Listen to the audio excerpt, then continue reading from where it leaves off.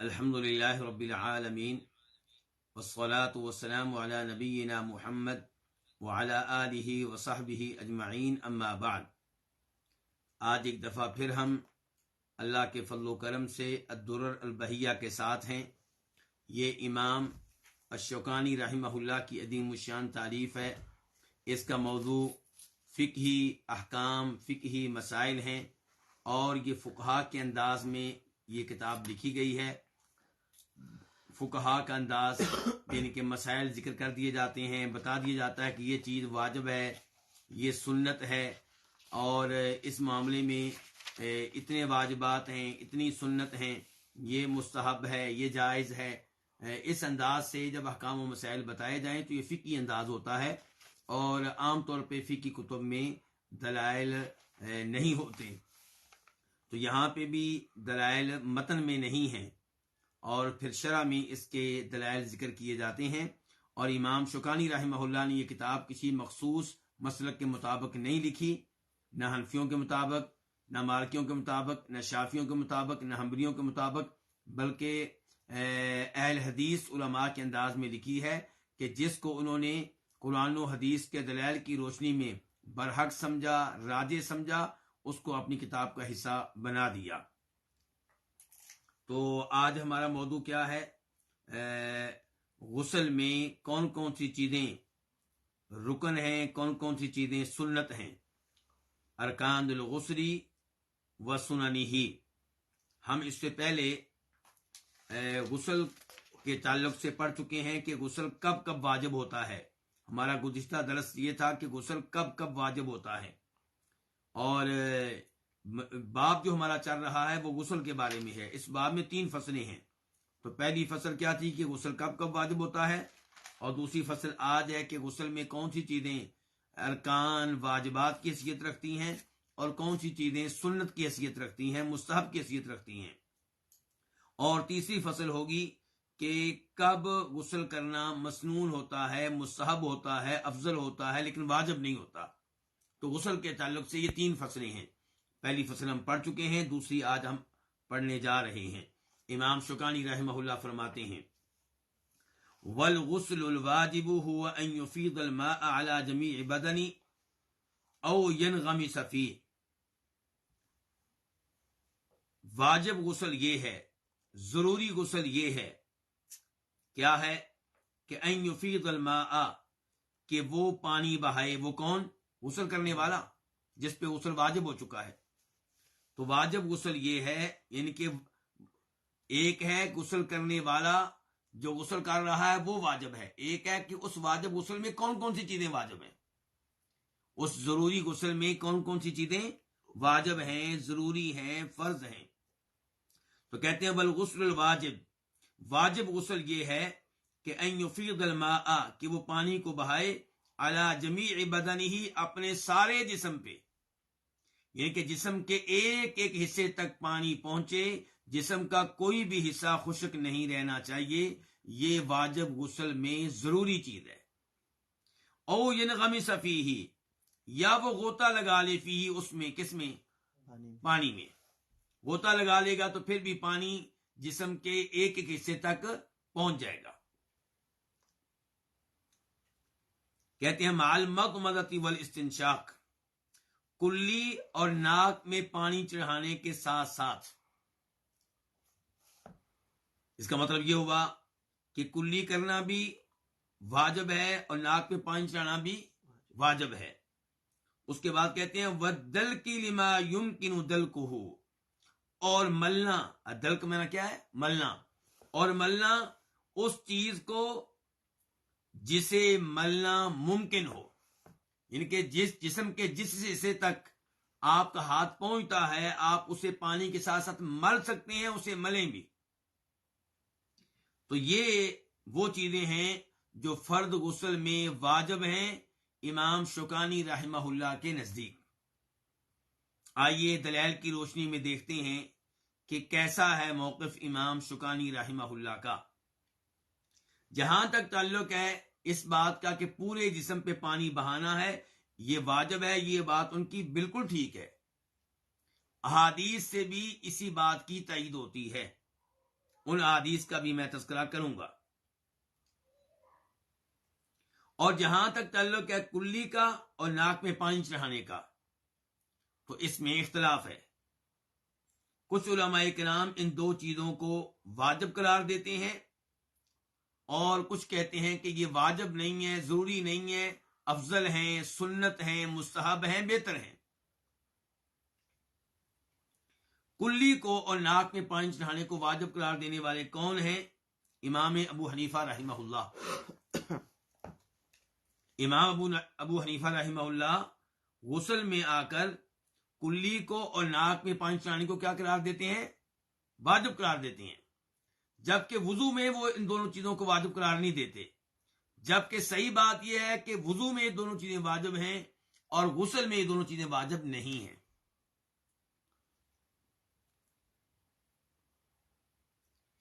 اور ایسے ہی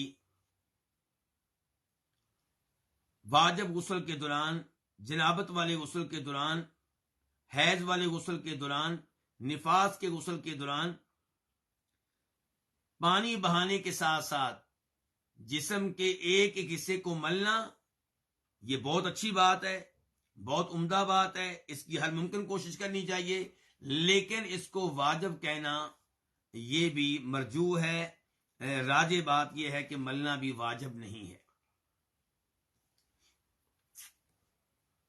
آئیے اب دلائل کی طرف چلتے ہیں. پہلی بات جو ہے وہ ہے پانی کو پورے جسم کے اوپر بہانا. یہ نہایت ضروری چیز ہے. اس کے دلائل میں پہلے نمبر پہ وہ حدیث جسے امام بخاری روایت کرتے ہیں، اور اس کا نمبر ہے بخاری شریف میں 248 248، اور مسلم شریف میں اس کا نمبر ہے 316 316. اس حدیث کی راویہ ہیں سیدہ عائشہ رضی اللہ تعالی عنہ ام المؤمنین، ہماری ماں. فرماتی ہیں کہ ان النبی صلی اللہ علیہ وسلم کان اذا اغتسل من الجنابۃ بدأ فغسل یدیہ، کہ نبی صلی اللہ علیہ وسلم جب جنابت کا غسل کیا کرتے تھے تو آپ غسل کا آغاز کرتے تو اپنے دونوں ہاتھوں کو دھویا کرتے تھے. یہ حدیث کا ابتدائی حصہ ہے. اس سے آپ کو ایک چیز معلوم ہوئی ہوگی کہ سیدہ عائشہ کہہ رہی ہیں کہ آپ ایسا کیا کرتے تھے. کیا پتا چلا اس سے؟ کہ یہ آپ کا استمرار ہے. غسل جنابت کا یہ آپ کا طریقہ ایک بار کا نہیں ہے، یعنی کہ آپ ایسا مسلسل کیا کرتے تھے. سیدہ عائشہ یہ نہیں کہہ رہی کہ میں نے ایک دفعہ دیکھا تو آپ نے ایسا کیا تھا، نہیں، کہہ رہی آپ اس انداز سے جنابت کا غسل کیا کرتے تھے. تو کیسے کرتے تھے؟ فغسل یدیہ، آپ نے دونوں ہاتھوں کو دھوتے. تو آغاز یہاں سے. ثم یتوضأ کما یتوضأ للصلاۃ، پھر آپ وضو کرتے جس طرح نماز کے لیے وضو کیا کرتے تھے. یہ الفاظ بھی نوٹ کرنے والے ہیں کہ غسل جنابت کے شروع میں وضو کرتے تھے. کیسے وضو کرتے تھے؟ جیسے نماز کے لیے آپ وضو کیا کرتے تھے، وہی طریقہ بالکل. ثم يدخل اصابعه في الماء، پھر آپ اپنی انگلیاں پانی میں داخل کرتے. ان کے پانی کا ٹب پڑا ہوا ہے، پانی کسی برتن میں موجود ہے، اس میں اپنی انگلیاں داخل کرتے. فَيُخَلِّلُ بِهَا أُصُولَ شَعْرِهِ، تو آپ خلال کرتے اپنی انگلیوں کے ساتھ اپنے بالوں کی جڑوں میں، یعنی کہ اپنی انگلیاں تر کر کے، گیلی کر کے سر کے بالوں کی جڑوں میں داخل کرتے، وہاں پہ ان کو پھیرتے. ثم يصب على رأسه 3 غرف بيديه، پھر آپ اپنے سر پہ اپنے دونوں ہاتھوں کے ساتھ 3 چلو پانی بہاتے. دونوں ہاتھوں کے ساتھ ایک چلو، دوسری بار چلو، تیسری بار چلو، 3 دفعہ سر کے اوپر ڈالتے. یعنی کہ ایک بار دائیں جانب، ایک بار بائیں جانب، اور ایک دفعہ بیچ میں.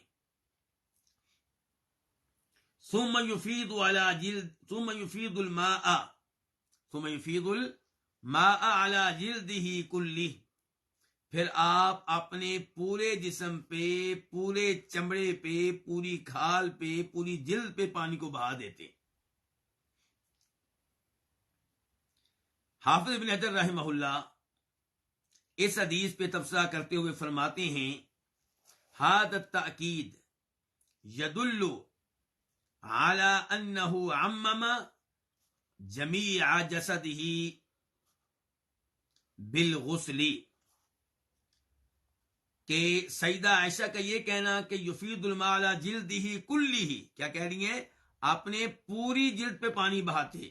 یہ جو تاکید کر رہی ہیں پوری جلد پہ، اس سے پتا چلا کہ آپ اپنے پورے جسم تک پانی کو پہنچایا کرتے تھے اس غسل کے دوران. تو یہاں پہ کیا تذکرہ آیا ہے؟ پورے جسم پہ پانی بہانے کا. اچھا، یہ تو پتا چلا کہ آپ کا سنت طریقہ ہے.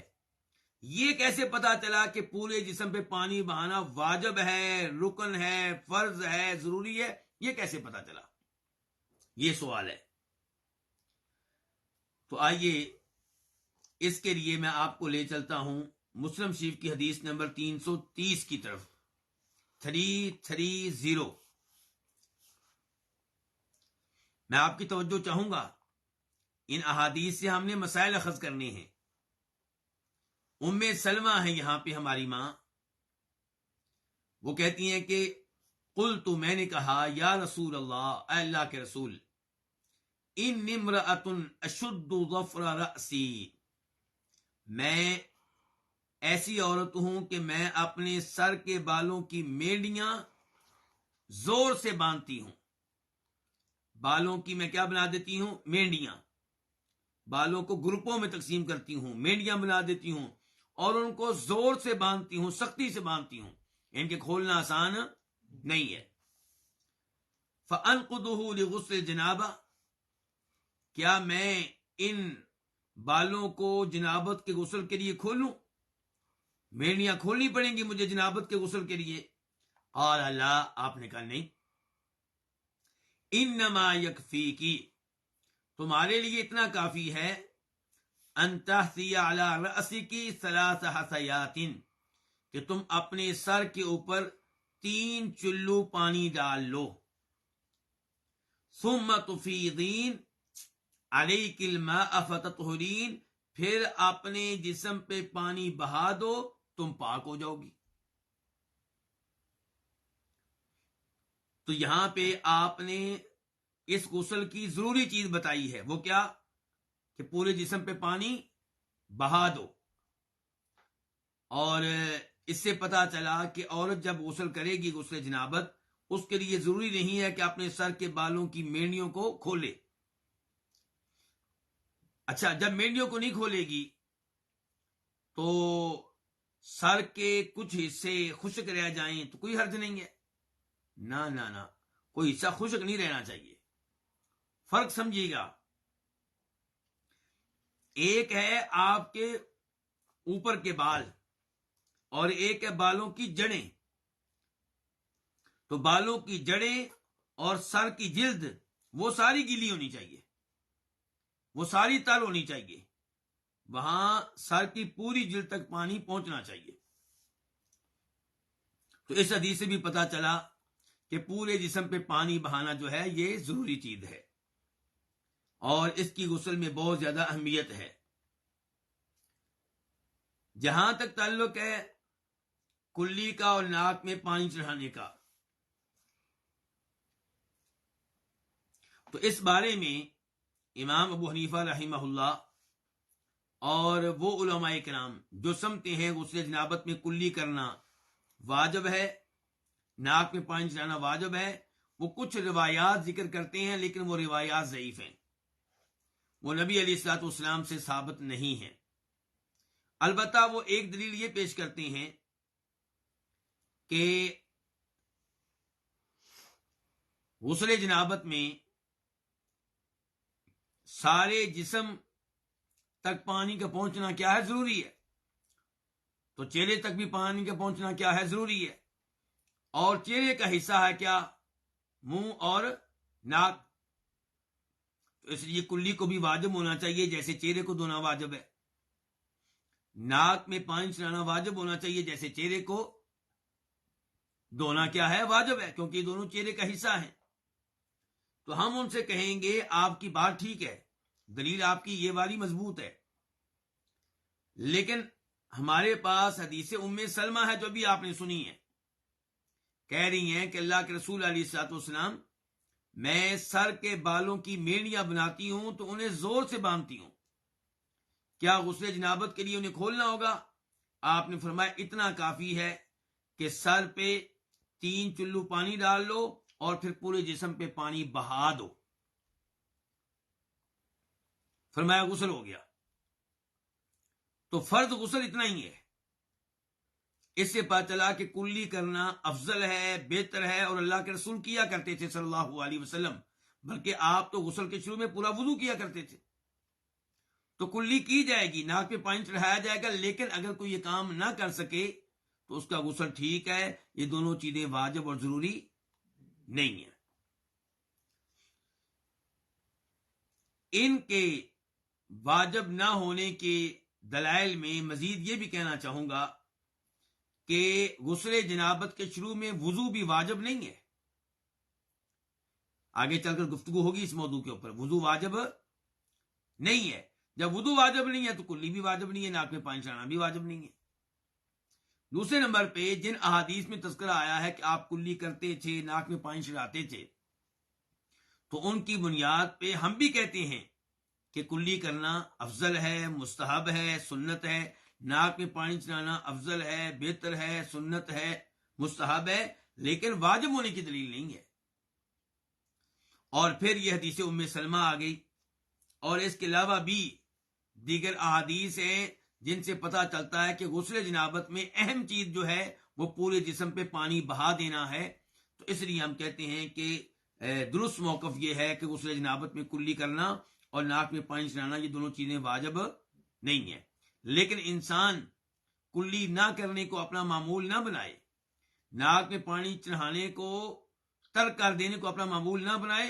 معمول یہی ہو کہ آپ سنت کے مطابق غسل کریں، پہلے پورا وضو کریں اور اس کے بعد پانی بہائیں. لیکن اگر کبھی کلی نہیں کی جاتی، پانی کم ہے، کوئی مسئلہ ہے، ناک میں پانی نہیں چڑھایا جاتا، تو انشاءاللہ آپ کا غسل ٹھیک ہے. اور جہاں تک تعلق ہے جسم کے ایک ایک حصے کو ملنے کا، تو جو علماء کرام کہتے ہیں کہ ملنا چاہیے، ان کے دلائل میں سے ایک دلیل یہ ہے کہ آپ کیا کرنے جا رہے ہیں، غسل جنابت کیا کرنے جا رہے ہیں. اور غسل جو ہے اس کا لغوی معنی جو ہے، عربی لغت کے لحاظ سے اس کا معنی جو ہے اس میں ملنا موجود ہے. کیونکہ اگر آپ ملیں گے نہیں، پانی بہا دیں گے، تو اس کو پھر غسل نہیں کہا جائے گا. اس کو کیا کہا جائے گا، بہانا کہا جائے گا. چنانچہ اس معاملے میں امام شوکانی رحمہ اللہ ایک حدیث کو دلیل بناتے ہیں. حدیث کی راویہ ہیں سیدہ عائشہ، اور حدیث کا مسلم شریف میں نمبر ہے 286 286.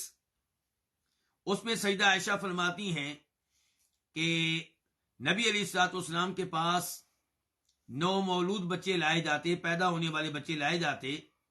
آپ ان کے لیے برکت کی دعا کرتے اور انہیں گٹی دیتے. تو ایسے ایک بچہ آپ کے پاس لایا گیا، فَأُتِيَ بِصَبِيٍّ، آپ کے پاس ایک بچہ لایا گیا، فَبَالَ عَلَيْهِ، اس نے آپ پہ پیشاب کر دیا.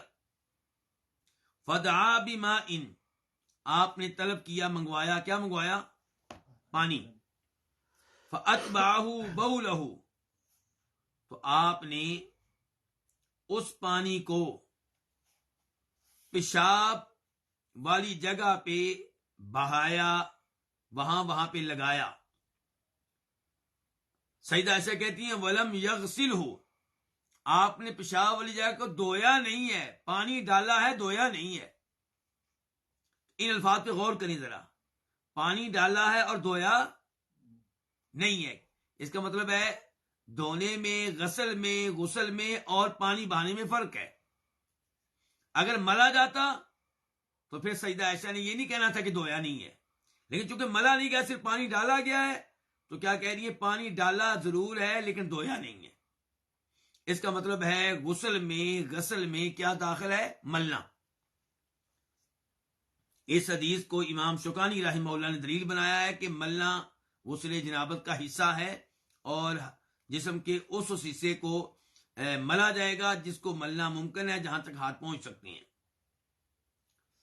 دوسری دلیل ان لوگوں کی جو غسل جنابت کے دوران ملنے کو ضروری قرار دیتے ہیں، عبداللہ بن زید مازنی رضی اللہ عنہ کی حدیث ہے، کہتے ہیں کہ رأیت النبی صلی اللہ علیہ وسلم یتوضأ، میں نے نبی علیہ السلام کو وضو کرتے ہوئے دیکھا، فجعل یدلک ذراعیہ، تو آپ وضو کے دوران اپنے بازوؤں کو ملنے لگے وضو کے دوران۔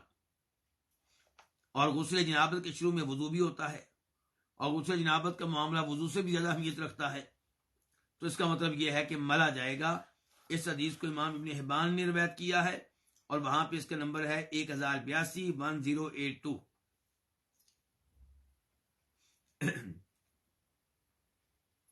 جہاں تک تعلق ہے ان علماء کرام کا جو کہتے ہیں ملنا افضل ہے، بہتر ہے، بالکل ملنا چاہیے، ہم آپ کے ساتھ ہیں، لیکن واجب نہیں ہے، تو ان کی دلیل وہ احادیث ہیں جو ہم پڑھ چکے ہیں، جن میں صحابہ کرام کیا کہہ رہے ہیں کہ آپ پانی بہایا کرتے تھے، اور ام سلمہ سے آپ نے کیا کہا ہے کہ تمہارے لیے کافی کہ پانی کو کیا کرو؟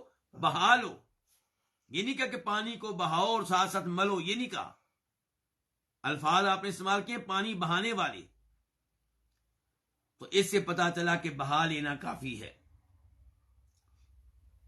اور یہاں پہ ایک اور حدیث کا بھی اضافہ کر لیں، ایک تو حدیث ہوگی ام سلمہ والی، ام سلمہ والی حدیث پہلے میں آپ کو بتا چکا ہوں، مسلم شریف میں جو آتی ہے، جس کا نمبر ہے 330 اور اضافہ کریں حدیث عمران بن حسین کا، یہ بخاری میں آئی ہے، اس کا نمبر ہے 344 اس میں یہ آتا ہے کہ نبی علیہ الصلوۃ والسلام نے نماز پڑھائی، ایک آدمی نے نماز نہیں پڑھی، آپ نے پوچھا کیوں نہیں پڑھی؟ کہنے لگا میرے اوپر غسل واجب تھا اور غسل کرنے کے لیے پانی موجود نہیں ہے، تو آپ نے کہا تم تیمم کر لیتے، تمہارے لیے تیمم کافی ہے۔ بعد میں کچھ پانی آ گیا تو آپ نے پانی کا ایک حصہ اس صحابی کو دیا اور کہا اذهب، جاؤ، فافرغه علیک، اس پانی کو اپنے اوپر ڈال لو، اس پانی کو اپنے اوپر کیا کرو؟ ڈال لو، یعنی کہ بہا لو، یہ نہیں کہا پانی ڈالو اور ملو، کہا پانی کو اپنے اوپر ڈال لو۔ تو اس سے بھی پتا چلا کہ ملنا اگرچہ افضل ہے، مستحب ہے، سنت ہے، بہتر ہے، لیکن یہ واجب نہیں ہے۔ اور ملنے کا اہتمام اس لحاظ سے بھی کرنا چاہیے کہ اگر آپ صرف پانی ڈالتے ہیں، ملتے نہیں ہیں، تو خطرہ رہتا ہے کہ جسم کا کوئی حصہ خشک نہ رہ گیا ہو، جب آپ ملیں گے تو پھر کوئی حصہ خشک نہیں رہے گا۔ اس کے بعد امام شوکانی فرماتے ہیں وَلَا يَكُونُ شَرْعِيًّا إِلَّا بِالنِّيَّةِ لِرَفْعِ مُوجِبِهِ، اور یہ شرعی نہیں ہوگا۔ یہ کون؟ یہ غسل، آپ جو غسل جنابت کرنے جا رہے ہیں، یہ صفائی والا غسل ہے کہ شرعی غسل ہے؟ اور یہ پسینہ دور کرنے کے لیے ہے، گرمی دور کرنے کے لیے ہے، یا یہ شرعی غسل ہے؟ جنابت کا غسل ہے، یہ حیض کا غسل ہے، یہ نفاس کا غسل ہے، یہ احتلام کی وجہ سے غسل ہے، یہ شرعی غسل ہے۔ تو کہتے ہیں ولا یکون شرعیا، اور وہ غسل شرعی نہیں بنے گا مگر تب الا بالنیت، مگر جب آپ نیت کریں گے۔ نیت کس چیز کی؟ لرفع موجبہ، اس غسل کے واجب بننے والے سبب کے ازالے کی نیت کریں گے۔ غسل واجب کیوں ہوا جی؟ احتلام کی وجہ سے، تو آپ نیت کریں گے کہ میں غسل کر رہا ہوں تاکہ یہ احتلام والا معاملہ ختم ہو جائے۔ آپ نیت کریں کہ حیض کی وجہ سے میرے اوپر غسل واجب ہوا تھا اور میں یہ حیض کے ختم ہونے کا غسل کر رہی ہوں تاکہ یہ حیض کا معاملہ ختم ہو جائے۔ تو جس سبب کی وجہ سے غسل واجب ہوا تھا اس کے ازالے کی آپ نیت کریں گے تو تب وہ غسل کیا بنے گا؟ شرعی۔ اچھا، یہ جو نیت ہے اس کا معاملہ ہلکا ہے کہ سخت ہے؟ جی، اس کا معاملہ بہت سخت ہے، اس کا معاملہ کچھ زیادہ ہی سخت ہے۔ جسم کے اوپر پانی بہانے سے زیادہ سخت ہے؟ جی ہاں، یہ شرط ہے۔ شرط اور رکن میں کیا فرق ہوتا ہے؟ یہ کہ پورے جسم پہ پانی بہانا یہ ہے رکن، اور نیت کرنا یہ ہے شرط۔ رکن بھی بہت ضروری، شرط بھی بہت ضروری۔ فرق کیا ہے دونوں میں؟ ایک کو شرط کہہ دیتے ہیں، ایک کو رکن کہہ دیتے ہیں۔ فرق یہ ہے کہ شرط وہ ضروری چیز ہے جو غسل کرنے سے پہلے پہلے ہے، غسل کی نیت پہلے ہوگی پھر غسل شروع ہوگا۔ اور رکن وہ چیز ہوتی ہے جو اس چیز کے اندر ہوتی ہے۔ آپ نماز کی طرف آ دیں، وضو جو ہے نماز کے لیے شرط ہے۔ اس کو شرط کیوں کہتے ہیں، رکن کیوں نہیں کہتے؟ کیونکہ نماز شروع کرنے سے پہلے ہے۔ نماز کا وقت داخل ہو تب آپ نماز پڑھیں، زور کی نماز تب پڑھیں جب وقت داخل ہو، یہ شرط ہے۔ شرط کیوں کہتے ہیں؟ کیونکہ یہ نماز شروع ہونے سے پہلے اس چیز کا پایا جانا ضروری ہے۔ قبلہ رخ ہونا یہ کیا ہے؟ شرط ہے۔ ایسا لباس پہننا جس میں آپ کا سطر ڈھکا ہوا ہو، یہ شرط ہے۔ لیکن سورہ فاتحہ کے بغیر نماز نہیں ہوتی۔ سورہ فاتحہ پڑھنا نماز کے لیے شرط ہے یا رکن ہے؟ وہ رکن ہے، کیونکہ نماز کے اندر ہے۔ تو یہاں پہ بھی یہی صورتحال ہے کہ نیت کرنا غسل جنابت کی، یعنی کہ آپ اس لیے غسل کر رہے ہوں کہ آپ پہ جنابت کا غسل واجب ہے، آپ اس لیے غسل کر رہی ہوں کہ آپ پہ حیض کا غسل واجب ہے، آپ اس لیے غسل کر رہی ہوں کہ آپ پہ نفاس کا غسل واجب ہے، تو یہ نیت کا پایا جانا ضروری ہے۔ ورنہ کیا ہوگا؟ میں آپ کو ایک مثال دیتا ہوں۔ ایک آدمی ہے، وہ صبح اٹھا 9 بجے، یعنی کہ فجر کی نماز کے بعد دوبارہ سو گیا تھا۔ صبح 9 بجے اٹھا تو اسے محسوس ہوا کہ احتلام کی وجہ سے غسل واجب ہو چکا ہے۔ گھر والوں نے کہا کہ بازار سے کوئی چیز لے کر آؤ، مثال کے طور پہ ناشتہ لے کر آؤ۔ چلا گیا یہ سوچ کر کہ ناشتہ لے کر آؤں گا تو پھر میں غسل کرتا ہوں۔ جب واپس آیا تو گرمی کا موسم تھا، پسینہ آ گیا۔ پسینے کی وجہ سے طبیعت جو ہے وہ بڑی کیا ہو گئی؟ عجیب سی ہو گئی۔ اس نے کہا میں پہلے غسل کر لوں پھر ناشتہ کروں گا۔ غسل کیا، غسل کر کے باہر نکلا تو یاد آیا کہ میرے اوپر تو احتلام کی وجہ سے غسل واجب تھا۔ تو اب جو غسل کر چکا ہے وہ کافی ہے یا ناکافی ہے؟ جو کہتے ہیں کہ غسل جنابت کی نیت ضروری نہیں ہے ان کے نزدیک تو ہو گیا، ٹھیک ہے۔ اور جو کہتے ہیں کہ نیت ضروری ہے، آپ اس وجہ سے غسل کریں، آپ کے دل میں ہو کہ یہ میں غسل اس لیے کر رہا ہوں۔ اور نیت ہمیشہ کہاں ہوتی ہے؟ دل میں۔ زبان سے نیت کے الفاظ ادا نہیں کیے جائیں گے۔ تو اب جن کے نزدیک نیت شرط ہے ان کے نزدیک اس آدمی کو دوبارہ غسل کرنا پڑے گا۔ ہاں، اگر یہ غسل کرتا ہے یہ سوچ کے کہ چلو گرمی بھی دور ہو جائے گی اور احتلام کا غسل بھی ہو جائے گا تو ٹھیک تھا۔ ایسے جمعے کا دن ہے، ایک آدمی صبح 9 بجے غسل کرتا ہے، احتلام کی وجہ سے بھی غسل واجب ہو گیا اور جمعہ بھی ہے۔ تو اب اگر دونوں کی نیت کر لے تو وہ ایک غسل دونوں کے لیے کافی ہو جائے گا۔ اور اگر وہ غسل کرے جمعہ کی نیت سے اور جب غسل کر کے فارغ ہو تب یاد آئے کہ میرے اوپر تو احتلام کی وجہ سے غسل واجب تھا، تو کیا غسل ہو گیا؟ نہیں، کرنا پڑے گا، دوبارہ کرنا پڑے گا۔ تو اس سے آپ اندازہ لگا سکتے ہیں کہ نیت کی کیا اہمیت ہے۔ اچھا، اس میں علماء کرام میں اختلاف ہے، یہ بتا دوں۔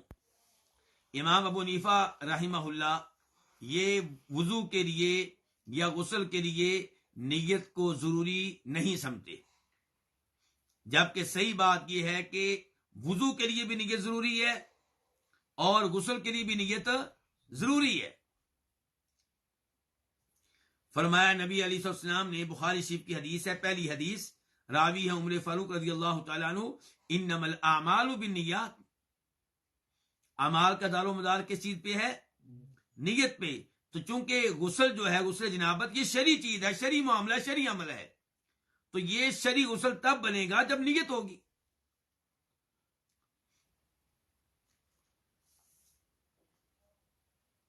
تو اسی لیے امام شوکانی کہہ رہے ہیں ولا یکون شرعیا، کہ یہ غسل شرعی نہیں بنے گا الا بالنیت، مگر نیت کے ساتھ۔ نیت کیا ہو؟ لرفع موجبہ، اس غسل کو واجب کر دینے والے سبب کے ازالے کی نیت۔ غسل کبھی واجب ہوگا احتلام کی وجہ سے، کبھی حیض کی وجہ سے، کبھی نفاس کی وجہ سے، اور کبھی اس لیے کہ آپ مسلمان ہونا چاہ رہے ہیں۔ تو کئی اسباب ہیں، اسباب ہم پڑھ چکے ہیں پہلے گزشتہ درس میں، ہم نے وہ اسباب پڑھے تھے جن کی وجہ سے غسل کیا ہو جاتا ہے؟ واجب ہو جاتا ہے۔ اس کے بعد فرماتے ہیں امام شوکانی رحمہ اللہ کہ من ندب تقدیم غسل اعضاء الوضوء الا القدمین ثم التیامن، وندیبا، اور مندوب ہے، مستحب ہے۔ ندیبا مندوب ہے یعنی کہ مستحب ہے، سنت ہے، افضل ہے۔ کیا افضل ہے جی؟ تقدیم غسل اعضاء الوضوء، اعضائے وضو کو پہلے دھو لینا، الا القدمین، سوائے پاؤں کے، یعنی کہ پاؤں غسل کے آخر میں دھو لیں، لیکن باقی وضو کے اعضاء غسل جنابت کے شروع میں ہی دھو لیں آپ۔ اور یہ کیا کہہ رہے ہیں؟ وضو کے اعضاء کو دھونا کیا ہے؟ واجب نہیں بلکہ کیا ہے؟ مسنون ہے، مستحب ہے، مندوب ہے، افضل ہے، ضروری نہیں ہے۔ ثم التیامن، پھر دائیں جانب سے آغاز کرنا، یہ بھی کیا ہے؟ مندوب ہے، مستحب ہے، افضل ہے، یہ بھی ضروری نہیں ہے۔ آئیے ان دونوں چیزوں کے دلائل کی طرف اور مزید وضاحت کی طرف۔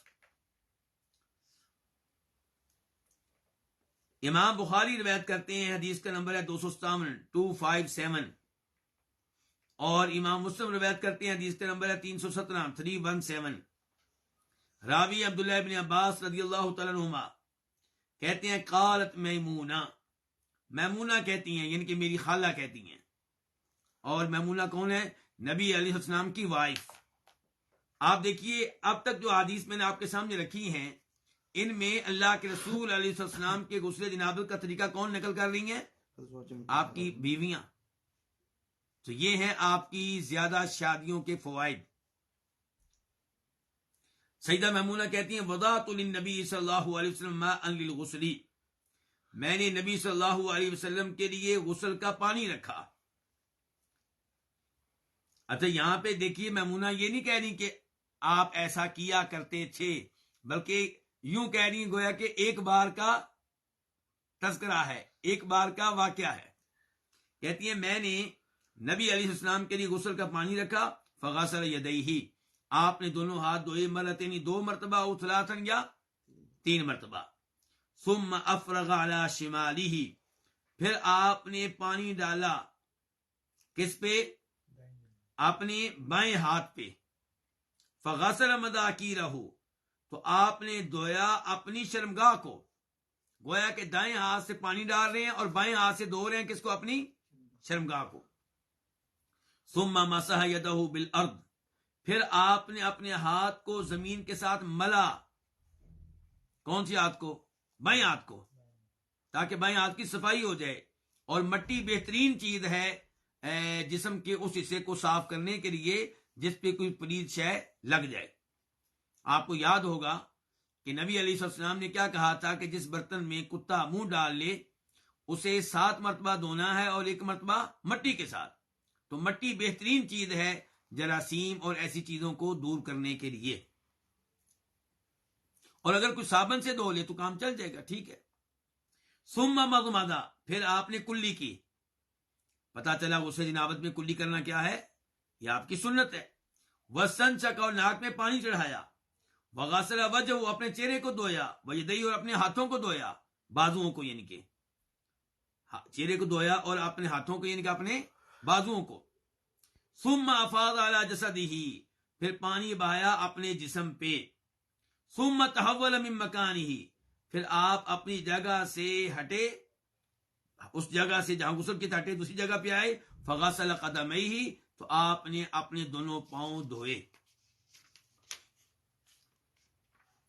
تو سیدہ عائشہ رضی اللہ عنہ کی حدیث میں کیا تھا کہ آپ نے غسل کے شروع میں پورا وضو کیا تھا۔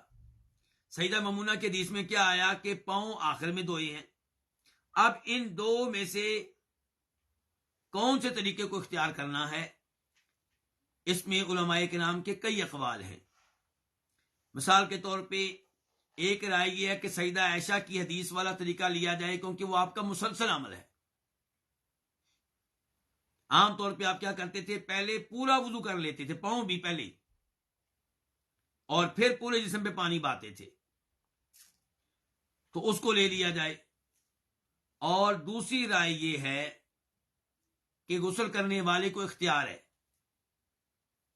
چاہے پہلے پورا وضو کر لے اور اس میں پاؤں بھی آ جائیں گے، پھر باقی جسم پہ پانی ڈالے، یا سیدہ میمونہ والی حدیث کے مطابق سارا وضو کر لے لیکن پاؤں کو رہنے دے اور پورے جسم پہ پانی ڈالے اور آخر میں پاؤں دھو لے۔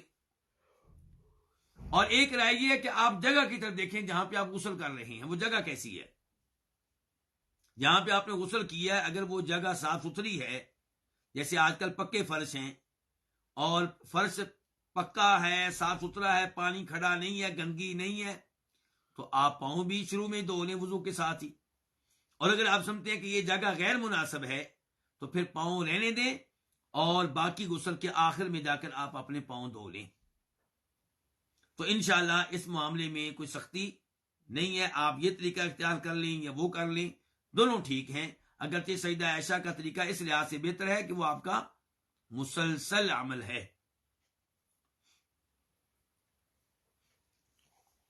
تو سیدہ میمونہ کی اس حدیث سے پتہ چلا کہ آپ نے وضو کے اعضاء کو پہلے دھویا ہے، اور یہی چیز سیدہ عائشہ کی حدیث سے بھی معلوم ہوئی ہے کہ وہ کہہ رہی ہیں کہ آپ نماز والا وضو کیا کرتے تھے۔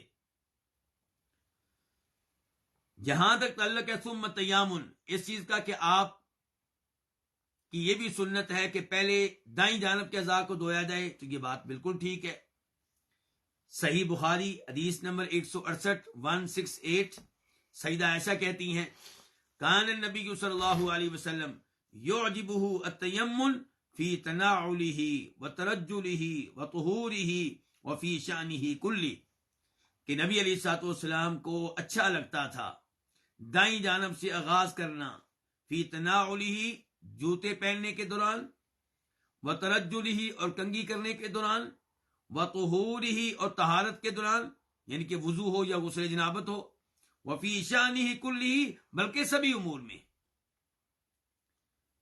اور اس کے ساتھ ساتھ ابو داؤد شریف کی حدیث ہے جس کا نمبر ہے 240 اس کی بھی راویہ سیدہ عائشہ ہے، اور وہاں پہ بھی غسل جنابت کا تذکرہ کر رہی ہیں کہ نبی علیہ الصلوۃ والسلام نے کیا کیا، فبدأ بشق رأسہ الایمن، آپ نے پانی ڈالتے ہوئے آغاز کیا اپنے سر کی دائیں جانب سے، ثم الایسر پھر پانی ڈالا اپنے سر کی بائیں جانب پہ۔ تو یہ ہے جی غسل جنابت کا طریقہ۔ اب آخر میں خلاصہ بتا دیتا ہوں آپ کو۔ خلاصہ یہ ہے ان احادیث کی روشنی میں کہ غسل جنابت کا سنت طریقہ کیا ہے۔ سب سے پہلے آپ نے دونوں ہاتھ دھوئے جائیں، برتن میں ہاتھ ڈالنے سے پہلے آپ نے دونوں ہاتھ دھوئے جائیں۔ بہتر یہ ہے کہ 3 بار، ورنہ 2 بار دھو لیں، 1 بار دھو لیں، لیکن بہتر کیا ہے 3 بار۔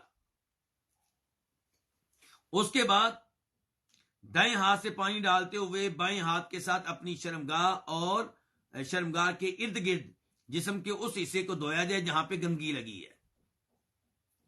اس کے بعد اپنے دونوں ہاتھوں کو یا کم از کم بائیں ہاتھ کو صابن کے ساتھ یا مٹی کے ساتھ کیا کیا جائے، دھویا جائے۔ 3 چیزیں ہو گئی اب تک۔ چوتھے نمبر پہ یہ ہے کہ پورا وضو کر لیا جائے۔ سیدہ عائشہ کی حدیث کے مطابق پورا وضو کر لیا جائے، اور اگر سیدہ میمونہ کی حدیث پہ عمل کرنا چاہتے ہیں تو پورا وضو کر لیں سوائے پاؤں کے، پاؤں رہنے دیں ان کو آخر میں جا کر۔ کتنی چیزیں ہو گئیں؟ 4، ایسے ہی ہے نا؟ 5ویں نمبر پہ کیا کریں، اپنے ہاتھوں کی انگلیوں کو آپ گیلا کریں، پانی سے تر کریں، اور ان کے ذریعے بالوں کی جڑوں میں کیا کریں؟ خلال کریں. ان گیلی انگلیوں کو بالوں کی جڑوں میں داخل کریں. کتنے امور ہو گئے جی؟ 5. چھٹے نمبر پہ آپ کیا کریں؟ اپنے سر پہ پانی ڈالیں دونوں ہاتھوں سے 3 بار، پہلے دائیں جانب، پھر بائیں جانب، پھر درمیان میں، اور ساتھ ساتھ کیا کرنا ہے؟ اپنے ہاتھوں کی انگلیوں کو سر کے بالوں میں داخل کرنا ہے تاکہ یہ پانی آپ ڈال رہے ہیں یہ اچھی طرح آپ کے سر کی جلد تک پہنچ جائے اور آپ کے سر کی جلد اچھی طرح تر ہو جائے، بالوں کی جڑیں اچھی طرح تر ہو جائیں. کتنے امور ہو گئے؟ اور 7ویں نمبر پہ یہ ہے کہ پورے جسم پہ آپ پانی ڈال لیں، اور اس میں خیال رکھیں کہ آپ پانی جو ہے آپ کے جسم کے ایک ایک حصے تک، ایک ایک جگہ تک پہنچے. اور ایک دفعہ ڈالنا ضروری ہے، اور بہتر ہوگا کہ آپ 2 دفعہ ڈال لیں، 3 دفعہ پانی اپنے جسم پہ ڈال لیں. یہ ہے آپ کا غسل جنابت.